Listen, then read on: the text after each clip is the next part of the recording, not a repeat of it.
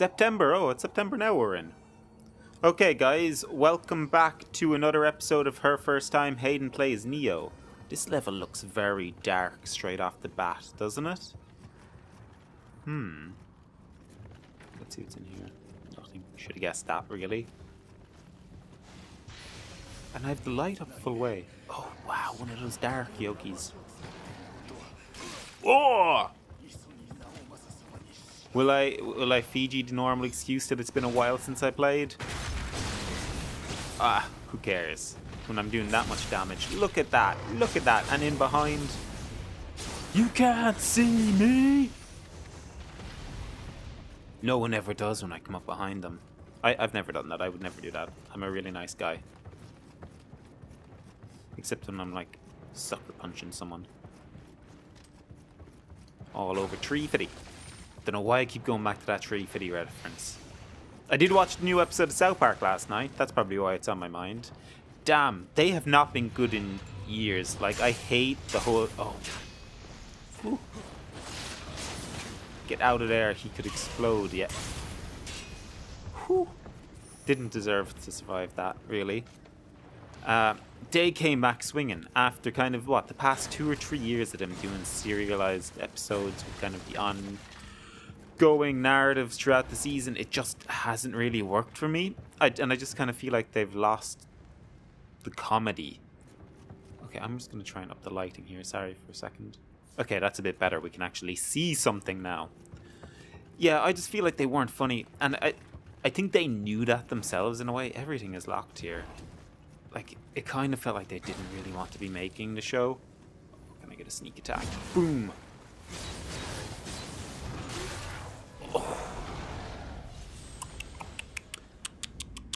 Oh wow, he's fallen! Where the hell was he fallen to? So the episode itself was called Dead Kids, and what it was dealing with was just the increase in mass shootings in schools in America, and just how desensitized the general populace seems to have become to it.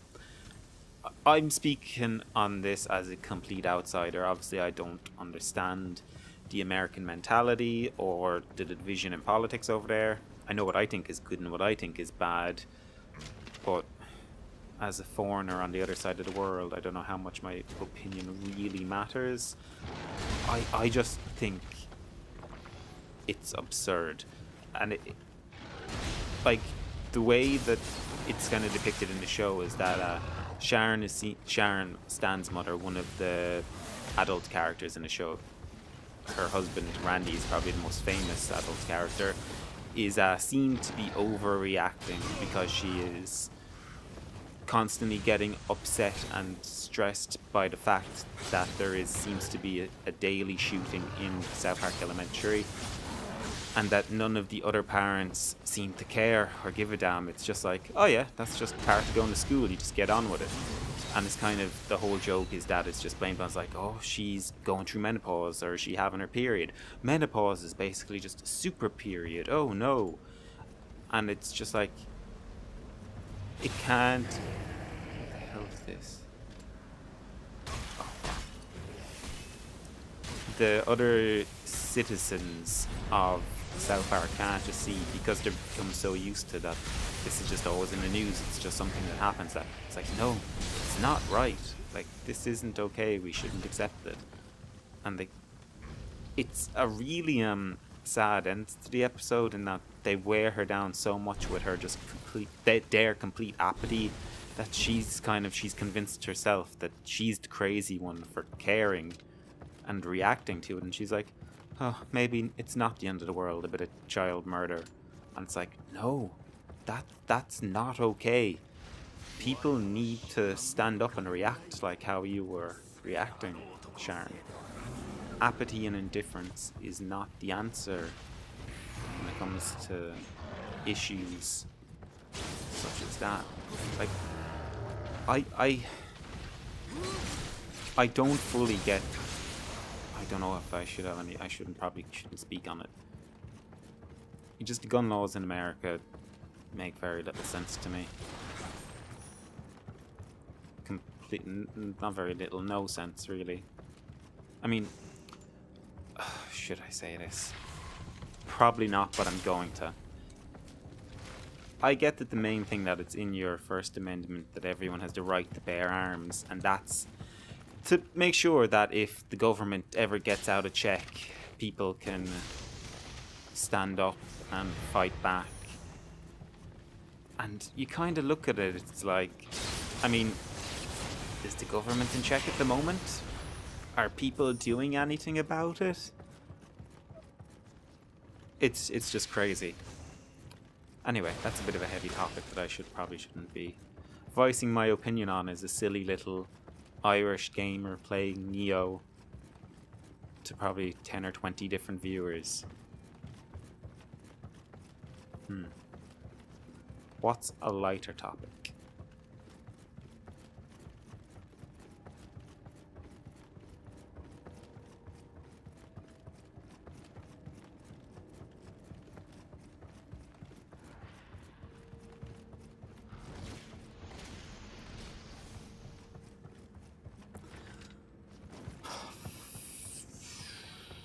Fudge. Okay, this looks like we're in the right direction now.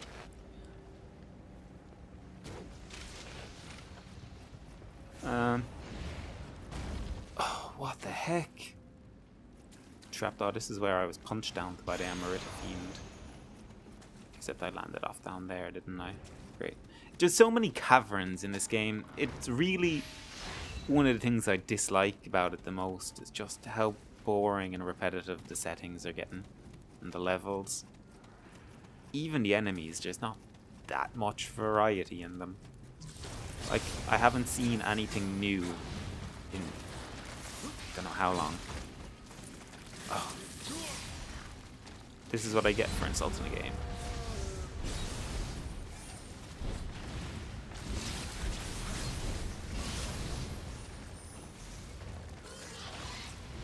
I suppose what I would... Yeah, sorry, I was going to start talking about this. I've been thinking a lot lately about, like, podcasts and how it is exactly they came to be a part of my life, considering it's basically next weekend is the Dublin Podcast Festival, and me and Laura are going to see the Blind Boy podcast in conversation with Roddy Doyle, an Irish writer. For anyone that doesn't know who he is, he's pretty...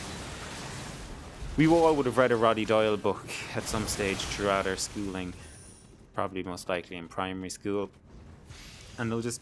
The Blind Boy podcast itself is just... He's like... I don't want to say a comedian or rapper or musician. He's an Irish artist, or as he would call, or he would say himself, a gas cuntist artist. And it's just, he does a weekly podcast every week about culture, art, cinema, music, politics, economics, you name it, he probably talks about it. And it's just really engaging and refreshing to listen to someone with a platform like his get involved in issues that matter to people while also trying to educate people in a way. And I was like, wow, I'm actually going to see this thing that I listen to every week on my headphones while I'm going about. It could be walking to work, or it could be just doing some kind of housework around. Okay, these are new enemies, sorry. It's basically a Unibozo, but it's a bit different. And I was like, how did I get into this? And I was trying to trace it back for as long as I could remember. And while it isn't really a podcast, my first kind of introduction to anything in the same vein of a podcast would have been the Russell Brand radio show on BBC 2. They would kind of put up, maybe they did call that a podcast, I don't know. They'd put it up online, like on iTunes and that. This is going back to about 2008, 2009, maybe even 2007, before the whole Jonathan Ross scandal that got him kicked off for what he said to Andrew Sash about his granddaughter when he rung him up. And it's like, I would listen to that every week at the weekend when I would be playing Skyrim in my bedroom. And it was just weird, because I began to learn something about myself, and that was that I could remember those podcasts so vividly when I pictured where I was. Sorry, it wasn't Skyrim. Oblivion. Did I say Skyrim? It would have been Oblivion back in those days. And it was like, huh. I wonder if this could help with my learning. Like, if I can remember that discussion that Russell Brand had with David Baddiel to a T, maybe if I listened to recordings of things that related to science or chemistry or maths or French that I'm trying to learn, I might actually progress in those subjects. And it's just how I realized a certain thing for me about how it is that what sort of learner I am, and that is it's almost like the mind palace technique of, you know how people say like they picture a room in their head and they kind of store knowledge around the place. Well, for me it's video games, open world video games, mostly that. Most recently I used Fallout 4 for it, in that I would either record myself speaking or get a podcast and listen back to it while I was playing the game. And as I kind of discovered new areas and went to different areas, the knowledge that or information I was listening to, I would associate with that part of the game. So when I would think back to it, I would have a visualization or an area of kind of that discovery and exploration. If that makes sense. So hopefully it doesn't sound too noncy, I suppose, in a way. Oh, it stunned him as well. Nice. So that would have been my very first experience with it. After that, I don't think they really became a big thing for me until I went to uni. And kind of a big thing in the house with my friends that I was staying in was like, we would do like every week you'd watch like through the entirety of The Office and the entirety of Extras, and then you'd just repeat it. It would go back and forth between the two. So you'd get through Office season 1 to all the Christmas specials, then you'd move on to Extras, back to The Office. And that's when I really fell in love with Merchant and Gervais's kind of mid-2000s creative output. And it got me into, I suppose I was also watching like what was Carl Pilkington's show with Gervais, An Idiot Abroad. So I went back to their XFM podcasts that they had started, kind of what brought them together, and I was like, wow, this is incredible. And there was hundreds and hundreds of episodes of it. So I would kind of listen to that every night when I was going to sleep. So you'd have like about an hour and a half just laying in bed listening to that. That was probably the first big, expansive podcast I got into. And that kind of went beyond the podcast itself as well. I think that was one of the biggest like one of the OG podcasts that really brought them to the mainstream. That would have been the early 2010s. It was so good. So good. But like they brought that, I remember it used to be on E4 that they had done the cartoon version of it. Like they animated just the discussions and some of the funnier stories and moments from it, which were generally Carl Pilkington's madcap rants about something or other. Let's go. Killed him before I did that. Whew. Okay. Getting better at killing those wheels. I think we can see the progress from the beginning to now. Yeah, An Idiot Abroad was a fantastic show. I didn't really like what Carl Pilkington, I don't really like what any of them did after they all kind of stopped working together. Like, what made An Idiot Abroad funny was that he was being antagonized and he wasn't comfortable. It was like we were laughing at his expense almost. Like, well, the character of Carl Pilkington, I'm sure it's just a heightened version of his own personality. It was that how he reacted to what Gervais and Merchant were putting him through is what was funny. The moaning of life, while it kind of he made that character, the character of himself, even more over the top, but he didn't have anything to react against. Like, he wasn't uncomfortable. He was traveling around the world and seeking out these new things for pleasure, and it lost a lot. You need a foil, I think, for comedy, and he didn't really have a foil in that. I suppose that was still An Idiot Abroad, wasn't it, where he did a Warwick Davies. The two of them went around the place together. That was quite good. I think that was the last season of it. Actually, it wasn't quite good. It was very funny. They worked well off each other. First Kadama of the level! Oh, this doesn't look... It looks good.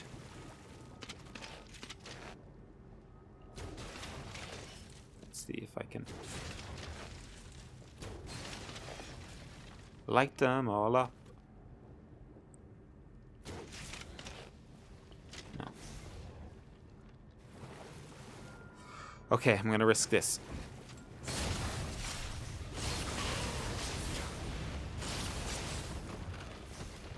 I should heal before I came down here.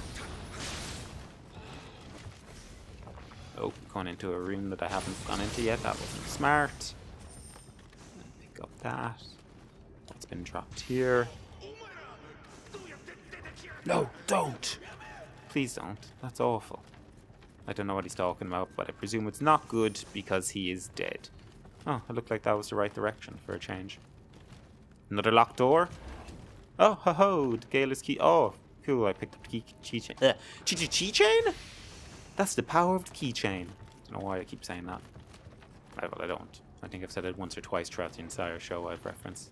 So we're at the end when he would win a battle in Olympus Coliseum, he'd be like, "That's the power of the Keyblade." Oh, we're going up something. Winding stairs, like kind of, oh, one of these ugly. Ah, right. Don't know if you can really blind that. Whoa. You moved much quicker than one would have thought. Okay, let's go. Oh, you bloody nincompoop. Oh! How did I survive that? This game has been generous with its hitboxes to me today. So, yeah, we would have had the Ricky Gervais podcast. After that, I suppose it would have been things like I really got into the Nerdist, Chris Hardwick's Nerdist, because of all the people that he had on that, all the guests. I don't know what to make of Chris Hardwick. I don't know how that turned out for him. Was it true that he was a bit of a... Yeah, it's not going to... I've already been a bit touchy today on what I've been talking about. So yeah, I can say I was a fan of the Nerdist. I haven't listened to it in about 2 years, but is it 2 years? Maybe a year and a half, 2 years. Yeah, when I would have done my masters, I kind of stopped listening to it. Doesn't seem to be anything up here. Weird. Kind of after I got into that, I would have tried things like Freakonomics. That never really did it for me. I got into the... I fell in love with the Tenderloins, or the Impractical Jokers, as some people might know them.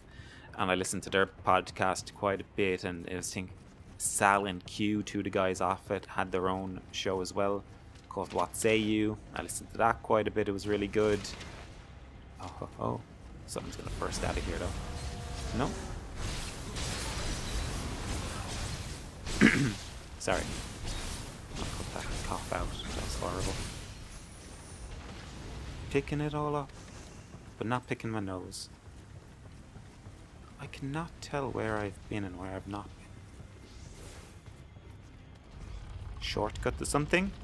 We haven't found a shrine yet, and we're like 20 minutes into the level. Pretty unusual. Unusual to say the least. Yeah, if I die, I'm back to the start of the level. I guess we just can't let that happen, huh?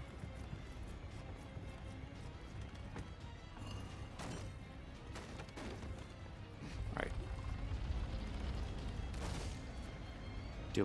Two of them in that room. Oh, they summon those head things. I hate those head things. Ah, not a spider! Ah. Oh no, these things are always... Yeah, there we go. Ah. Okay, unpopular opinion incoming. It just took me an hour to find my way back to here, and my head is absolutely wrecked from this game.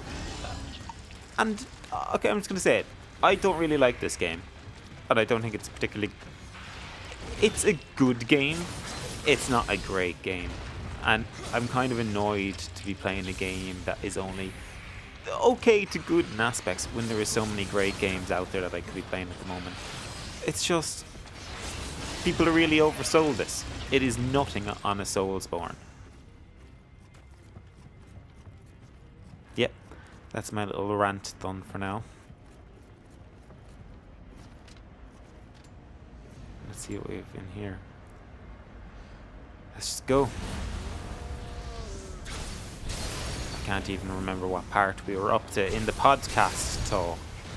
That's what's truly important. With a locked door. Shock. Horror.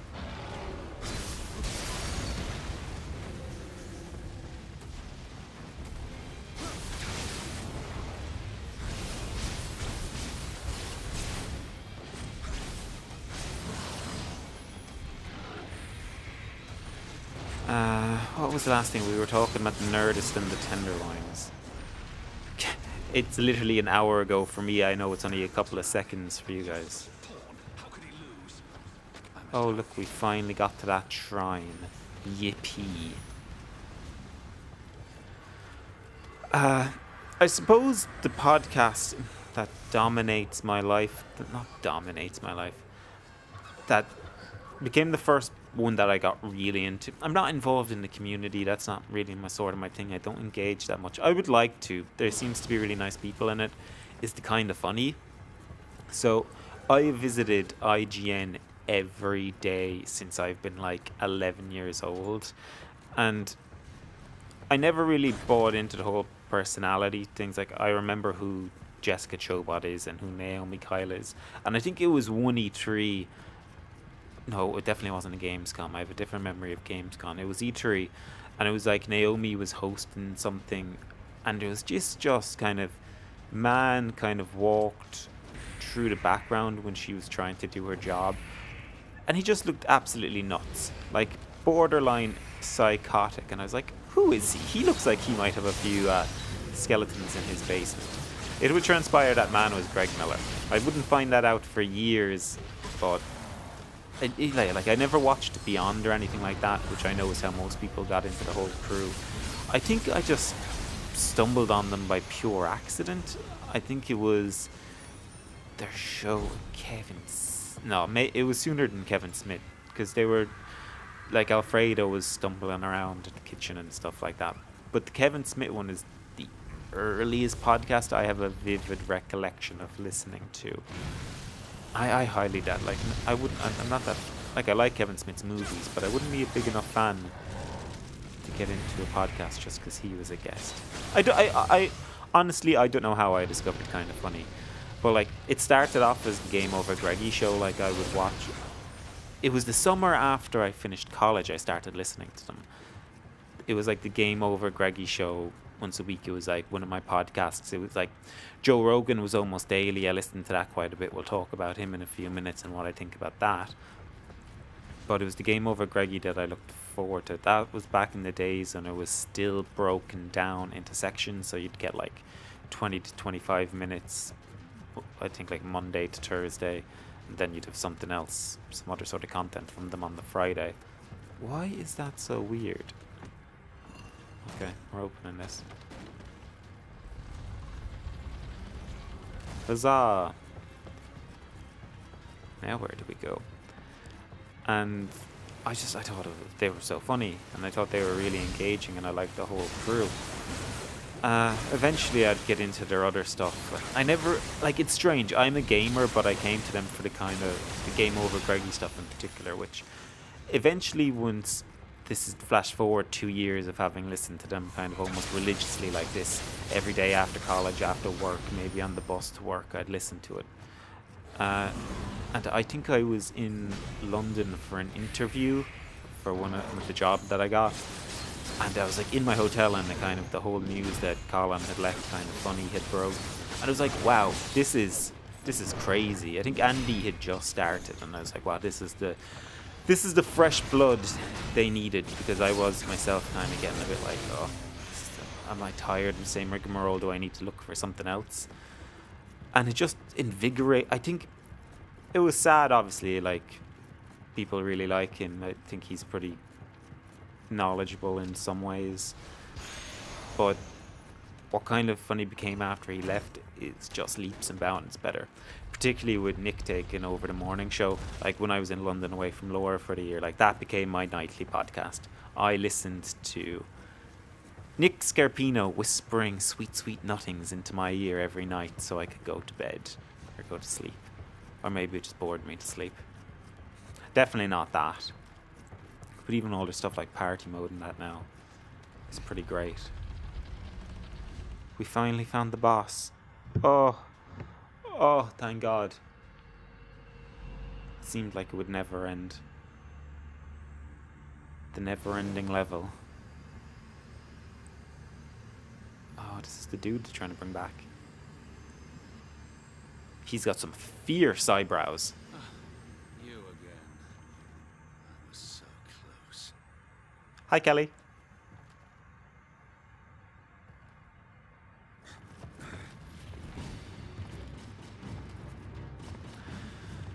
Kelly's got muscle with him. This guy is decked out. I should probably change up my armor. I haven't done it in a while. Ooh, that's cool, Guardian. He's going to be a tank. He's got a hammer and a bear. Guessing a massive health pool. So I'm just going to have to dance around him. I'll be Oberyn Martell. He's the mountain. Game of Thrones reference. All I want to do is do it. You're obviously already slow, so I'll slow you further. Not too bad. Oh, look at that. Blind you. Weaken you. I don't even need them to slow on you, probably. Oh! Ooh, that slow probably did help. Look at him now. Look at him now. What does this scroll that I've on do? I don't know. Oh, look at my speed now, boy. Ah! He does some serious damage.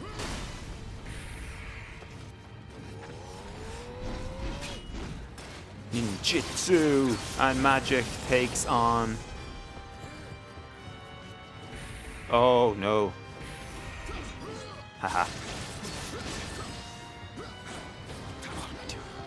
One more. Shell. In behind you. Oh.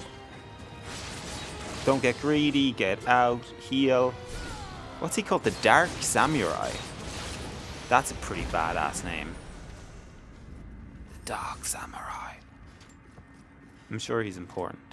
I really like this. It's like the Chamber of Secrets, all the basilisk heads. I thought you might try to petrify me, mate. Can I see your diary? Harry Potter and the Chamber of Secrets.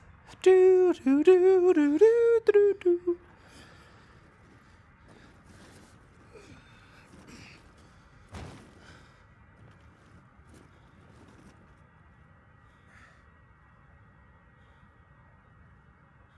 Oh. I dreamt of becoming a samurai so that I could fight for Lord Nobunaga. Is that name a bit Who do touchy? you fight for? That spirit? I don't know. I don't want. I've been too topical in this episode. I'll keep my mouth zipped. I have met men who have fought, struggled, and died to create a world without war, where people and spirits can coexist in harmony. I fight for them. Do ya? Or do you just want Saoirse back? Lord Nobunaga I don't remember told her me name. that he would make me a true samurai someday. But he died before it could happen. It seems you have achieved it on your own.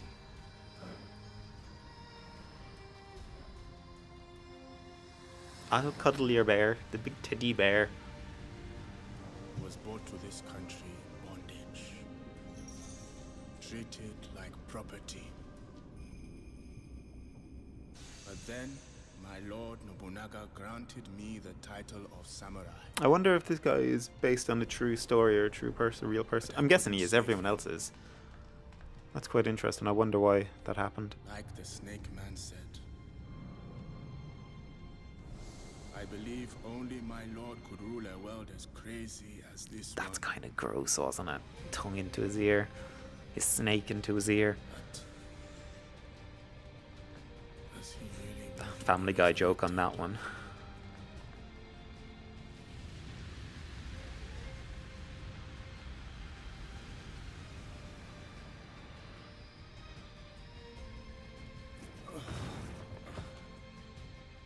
chill.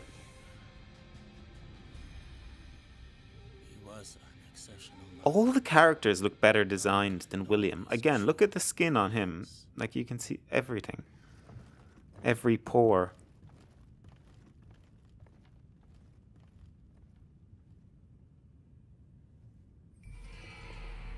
The Atlas Bear is mine. I am a true samurai. No,